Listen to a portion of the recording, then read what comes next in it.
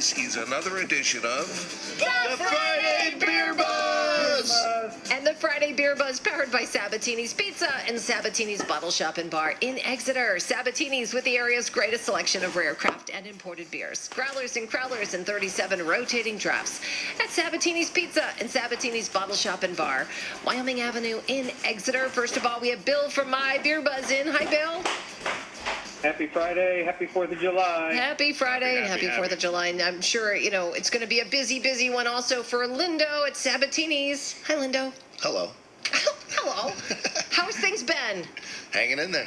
Business going well? Yeah, fantastic. Been People a good week so far. Out like crazy anymore. And happier. Is the level of work harder or more stressful now that there's more customers in the building? Or are was you it happy to be tougher busy? before? Yeah. We're happy. That's good. Yeah, that's good. I'll tell you what, the feel's really changed. It's good. So it's nice. You're no longer doing what you have to do. You're doing what you want to do. We're pouring beer. We're making pizza. It's good. That makes me very, very, Awesome. very happy for you. Cool. All right, let's get to Bill for My Beer Buzz, and he always brings us the exciting Bill My Beer Buzz news. By the way, you go to mybeerbuzz.com for even more news. We do lots here, Bill, but you've got even more. We do, yeah. And this all comes out, I was telling Jason this a few shows ago, this all comes out of the breaking news tab on mybeerbuzz.com for the most part. Every so often, there's not enough breaking news to fill the segment of the radio. But this all comes out of the breaking news tab. So at any point, if you miss what I say or I'm saying it too fast or slow, you can jump back and look at it on mybeerbuzz.com. We have, once again, 4 pieces of news today. The first one, I think, is right up Jason's alley because, it may be late for a Mother's Day present, but I think you could still do it, Jason. Pabst Brewing Company, famous for Pabst Blue Ribbon, is coming out with a specialty pack for the 4th of July that is a perfect gift for anyone's wife out there. It is the 1776 pack, and it literally is a variety pack of Pabst Blue Ribbon only that has 1,776 cans in it. Now, wouldn't your wife love that, Jason? She would, and I've tried other canned products like soup. No, she's not into it, but beer, I think she'd be down with that. That's a lot of beer. Yeah. I don't think that's just for anybody, right? That's like special stuff. For the other lightweights out there, that's a lifetime supply. Throw it out there for you. Yeah, that's a lot. That's a lot of beer. You literally need a truck to pick it up, and I can't imagine how overwhelming it would be to try to think about even consuming that much beer if you had that pack. But I'm sure there are people that are up to the task. Coming to us from Chicago, Illinois, from Goose Island, they have a new series of beers that are hitting 19.2 ounce cans, which is a packaging size I like for canned beer. Slightly larger than a 16-ounce can, but not as big as like a 22-ounce bottle. They have Neon Beer Hugs coming. That's going to be an IPA that will hit 7%. And they have Tropical Beer Hugs. And this is BEER Hugs. And that'll be an Imperial IPA that hits 9.9%. And so if you can't find your way out there to get 1,776 cans of PBR, I'm pretty sure if you got 2 or 3 cans of 19.2 ounce at 9.9% ABV Goose Island, you'd probably be in about the same state of mind. Up next, from California, from the Sierra Nevada Brewing Company, every year I always look forward to their holiday beer, which is called Celebration. And one of the reasons I look forward to it is that it is probably the first ever holiday beer that I can think of from the craft beer world that was a hoppy beer. Typically at the holidays we see big, rich dessert stouts and big Belgian triples and quads. But Sierra Nevada, a long time ago, took a different path, and they created Celebration. And it's a fresh hop IPA, so it uses hops that are just recently off the vine. But the exciting news is not only that it's coming back for 2021, but for the very first time, it will be available in 12-ounce cans. And I don't know about you, Lindo, but this to me sounds like holiday heaven for beer drinking. Well, it's going to be a nice package. We're really looking forward to be able to have it in cans finally. Yeah.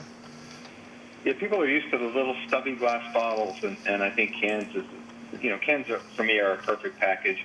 And so this is one I look forward to.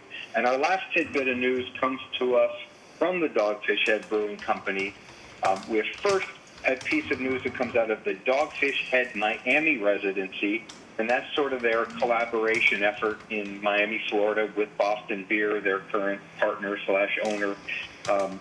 This one is called Longan for Lychee, and it's a 7% tart saison. So start wrapping your head around this.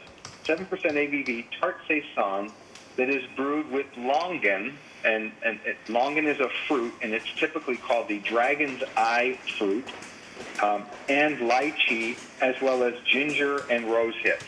Now, I don't know about you, but I can't eat ginger and rose hips and lychee and longan. There's a lot going on there. And our last little tidbit comes also from Dogfish Head, from Milton, Delaware, from the regular production brewery. They do a series of wood-aged beers called Wouldn't It Be Nice? And this one is called Fleur Fleurie, and it is a Chardonnay wine barrel-aged ale. It sits in the barrels for 2 years. You imagine how patient you have to be to sit there and stare at a barrel for 2 years before you package it.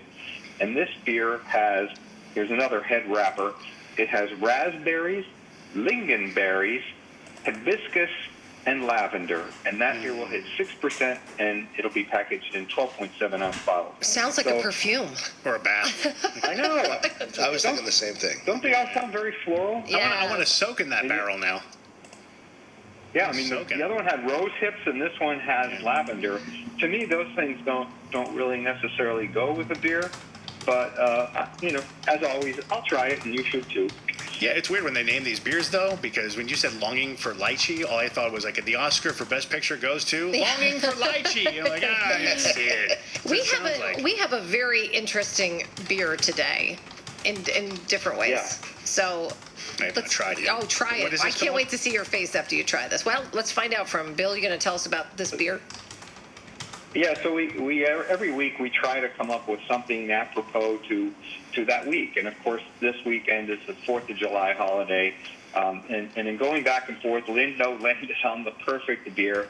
The beer comes to us from Baltimore, Maryland, from DuClaw Brewing Company, and it is called Lil Sour Me America, and I'll tell you right out of the gate, if you look at the packaging, it's red, white, and blue, which you would expect. Right. But a lot of the ads for it in the original packaging have a popsicle on the ad because this beer is inspired by a popsicle.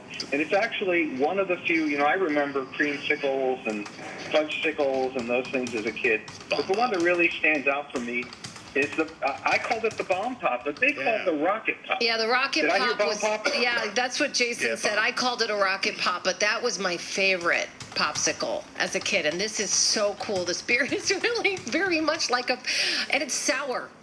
Yeah, I don't know if I necessarily would have picked up on the bomb pop or rocket pop comparison. Oh, I definitely can taste it. But now that it's in my mind, let me see. Yeah, I definitely can taste the bomb pop. I wrote my notes, and I wrote bomb pop inspired, and I went through the entire notes. And then I'm looking at the can, and the can says rocket pop inspired. And I said, I guess, at some point they called it that. It is a popsicle that is red, white, and blue. It has 3 different flavors as you work your way down through the popsicle. And can you pick up on that there are 3 flavors that they have put in this beer, this sour ale? Can you pick up on those 3 flavors? Is there raspberry? And cherry and lemon. I mean, if it's not that, then what are they doing? So you hit 2. You hit 2 out of the 3. It is definitely cherry. It is definitely raspberry. And I think it's blue raspberry technically in the popsicle itself. But the third one threw me off, and it was not one that I had remembered from the actual popsicle. The third flavor they're using is key lime. I was going to say, I think it's a lime. Yeah, the white was lime, wasn't it? I could pick up the lime, but it's a lemon in the bomb pop. No, it's a lime. Yeah. No, I'm thinking it's a lime. Well, we can go to Google. Let's find out. You're going to find out. But this is so cool because it literally does taste like a bomb pop. It even has like a pinkish red color to the beer. At least that's what I see. And I find it very interesting. This is I think it's cool. I like it. Yeah, I'm not sure. I'll be honest, I'm on the fence. What we got? Original bomb pop junior classic flavor: cherry, lime, and blue raspberry. Yeah, see. Lime? It's a lime. I never I have remembered. lived a lie. You have. I It had a never little remembered. bit. It was a little bitter to it, like a lime. I liked the white, but I can never remember what the white flavor was. Yeah, but when you're 9, DuClaw has been around. are you differentiating between lemon and lime in your No, mouth? you Maybe just think maybe you that. just thought it was lemon. Right. It's so. I really You know, like my- this.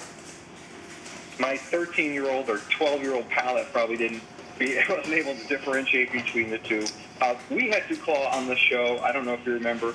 It was in 2019. We had their head brewer, Brandon Stankel, on, and Brandon featured a beer that is coming back as well. Today's beer is a comeback beer. And we featured unicorn farts. I don't know if you remember that. That was the one that had glitter in it, and we asked Brandon at that time. We always ask about beer names, but this is a fact most people don't know about DuClaw, where the name came from. And when we asked Brandon about that, I had to go back and rewatch the show. But the name came from, they are near Washington, D.C., and there's an area in D.C. called DuPont Circle that they thought was really cool. So they borrowed the "du" from DuPont, and they just added the word claw because they thought it was edgy and cool. So if you're wondering where DuClaw comes from, it comes from DuPont Circle, and how claw is edgy. The whole time I thought you were talking about the other one. I was like, a gassy unicorn probably? But that's not a different name. This is very, very great for your 4th of July get-togethers. From the taste of it to the packaging, I just think it's really awesome. It's red, white, and blue, and it looks like the Bomb Pop, the stripes. Yeah, and it's 5.5% ABV and 10 IBU, so your bad uncle won't get too drunk at the 4th of July party on this one. No bad uncles. Of course, you have this at Sabatini's, right, Linda? Yes, we do. There we. Oh, sorry. So it is at Sabatini's. Come in. Just say you want the beer that was featured on the show. They'll know. But it's pretty simple. It's Lil Sour Me America by DuClaw Brewing Company. Bill, have a great 4th and be safe out there. Okay. Happy 4th of July. Have a great weekend, and then everyone be safe out there. You too. All right, and Lindo, you the same. Have a great one. You too. And just stop by Sabatini's if you want to pick it up. The Friday Beer Buzz, powered by Sabatini's Pizza and Sabatini's Bottle Shop and Bar in Exeter, the area's greatest selection of rare craft and imported beers, growlers and crowlers, and 37 rotating drafts at Sabatini's Pizza and Sabatini's Bottle Shop and Bar, Wyoming Avenue in Exeter. The Friday Beer Buzz, bringing good beers and good people together.